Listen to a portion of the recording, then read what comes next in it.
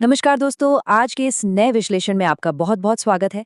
देखिए, बिहार में एक बहुत ही ज़बरदस्त सरकारी नौकरी का दरवाज़ा खुलने वाला है और आज हम इसी का एकदम स्टेप बाय स्टेप विश्लेषण करने वाले हैं। जो भी लोग एक पक्की और शानदार सरकारी नौकरी की तलाश में हैं, उनके लिए ये जानकारी सच में गेम चेंजर साबित होने वाली है। अब जरा इस नंबर पर गौर कीजिए, 8054। जी हाँ, ये कोई छोटी-मोटी संख्या नहीं है। ये बिहार के राजस्व विभाग में राजस्व कर्मचारी के पद के लिए आने वाली नई वैकेंसियों का टोटल नंबर है। इस बहाली का बहुत लंबे समय से इंतजार किया जा रहा था और अब फाइनली इसकी प्रक्रिया तेज हो चुकी है। तो चलिए जरा इसकी गहराई में चलते हैं।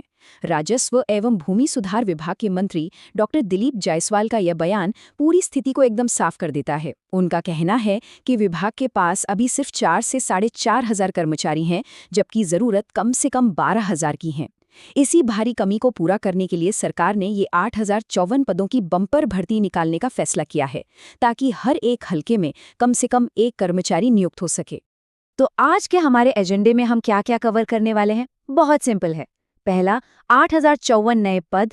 दूसरा, कर्मचारी की एक्चुअल भूमिका।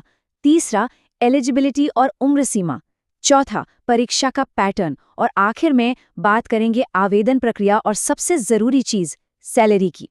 तो शुरुआत करते हैं हमारे पहले सेक्शन से, 8,054 नए पद।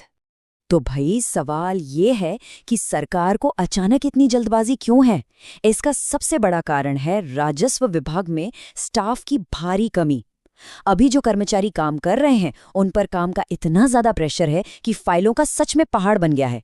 सोचिए, एक एक कर्मचारी 3-3 हलकों का प्रभार संभाल रहा है। इसी वजह से दाखिल खारिज और भूमि सर्वे जैसे कामों में बहुत ज्यादा देरी हो रही है। सरकार का टारगेट बिल्कुल क्लियर है, हर पंचायत में एक डेडिकेटेड ऑफिसर हो ताकि जमीन से जुड़े विवादों का निपटारा तुरंत हो सके। बढ़ते हैं सेक्शन 2 की तरफ।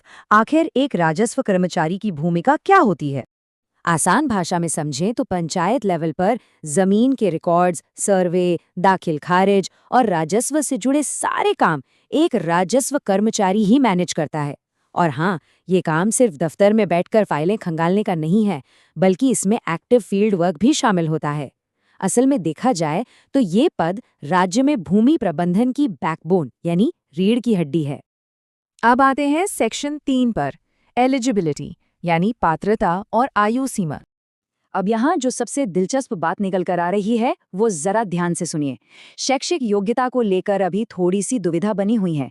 ऐतिहासिक रूप से देखें तो यह परीक्षा हमेशा 12वीं स्तर पर ली जाती थी, लेकिन मीडिया रिपोर्ट्स की माने तो इस बार इन पदों को ग्रेजुएशन लेवल की CGL 4 परीक्षा में जोड़ा जा सकता है। खैर, असली तस्वीर तो ऑफिशियल नोटिफिकेशन आने के बाद ही साफ होगी। उम्र सीमा की बात करें तो मिनिमम एज 18 या 21 साल हो सकती है, जो पूरी तरह से शैक्षिक योग्यता के अंतिम फैसले पर डिपेंड करेगी। जनरल कैटेगरी के लिए अधिकतम आयु 37 वर्ष तय की गई है। इसके अलावा रिजर्व्ड कैटेगरी के कैंडिडेट्स को बिहार सरकार के नियमों के हिसाब से छूट भी मिलेगी, जैसे OBC के लिए 3 साल और SC/ST वर्ग के लिए 5 साल की एक्स्ट्रा छूट। चलिए अब बात करते हैं सेक्शन 4 की, परीक्षा का पैटर्न और सिलेबस कैसा होगा। और यहाँ से हमें एकदम क्लियरली समझ आ जाता है कि प्रीलिम्स का स्ट्रक्चर कैसा होने वाला है। कुल 150 सवालों को 3 बराबर हिस्सों में बांटा गया है। 50 सवाल जनरल स्टडीज के, 50 साइंस और मैथ के और 50 रीजनिंग के। इस 600 नंबर की परीक्षा को सॉल्व करने के लिए आपको 2.25 घंटे का समय मिलेगा। लेकिन यहाँ एक बहुत बड़ा अलर्ट है, नेगेटिव मार्किंग। हर सही जवाब पर आपको 4 नंबर तो मिलेंगे, लेकिन एक भी गलत जवाब दिया तो सीधा 1 नंबर कट जाएगा। इसलिए एग्जाम में बिना सोचे समझे तुक्का मारना आपको बहुत भारी पड़ सकता है। तो यहाँ सबसे क्रूशियल पॉइंट ये है कि जो लोग प्रीलिम्स पास करेंगे वो मेंस परीक्षा देंगे, जिसमें 2 पेपर होंगे। पेपर 1 हिंदी भाषा का होगा, जो सिर्फ क्वालिफाइंग है, मतलब इसे पास करना जरूरी है, लेकिन इसके मार्क्स नहीं जुड़ेंगे। आपकी असल मेरिट और फाइनल सिलेक्शन पूरी तरह से पेपर 2 पर डिपेंड करेगा, जिसमें जनरल नॉलेज, साइंस, मैथ और रीजनिंग के सवाल पूछे जाएंगे। अब आते हैं हमारे आखिरी सेक्शन पर, आवेदन की प्रक्रिया और सैलरी। देखिए, इस जॉब का इतना वेट क्यों हो रहा है? इसका सीधा सा जवाब है इसमें मिलने वाली फाइनेंशियल स्टेबिलिटी। आपकी अनुमानित सैलरी लेवल 3 पे स्केल के अंदर 25,500 रुपए से लेकर 81,100 रुपए तक हो सकती है।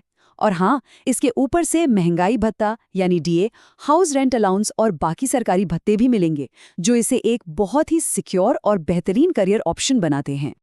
चलिए अब फटाफट देख लेते हैं कि आवेदन कैसे करना है। 15 जून के बाद ऑफिशियल वेबसाइट पर इसके एप्लीकेशन शुरू होने की पूरी उम्मीद है। आपको नया रजिस्ट्रेशन करके फॉर्म भरना होगा, अपने ज़रूरी डॉक्यूमेंट्स जैसे आधार, मार्कशीट और कास्ट सर्टिफिकेट अपलोड करने होंगे और ऑनलाइन फीस जमा करनी होगी। एक प्रो टिप यही है कि अपने सारे डॉक्यूमेंट्स अभी से रेडी रखिए। अब चूंकि एप्लीकेशन विंडो जल्द ही खुलने वाली है, मैं आपको एक सवाल के साथ छोड़कर जाना चाहता हूँ। 600 नंबर के इस बड़े सिलेबस को देखते हुए आपकी तैयारी के पहले दिन आपका सबसे ज्यादा फोकस किस सब्जेक्ट पर होना चाहिए? क्या वो मैथ्स है, जनरल स्टडीज है या फिर रीजनिंग? सोचिए इसके बारे में, क्योंकि अपनी स्ट्रैटेजी बनाने का सही समय आज और अभी है। इस विश्लेषण से जुड़ने के लिए बहुत बहुत धन्यवाद।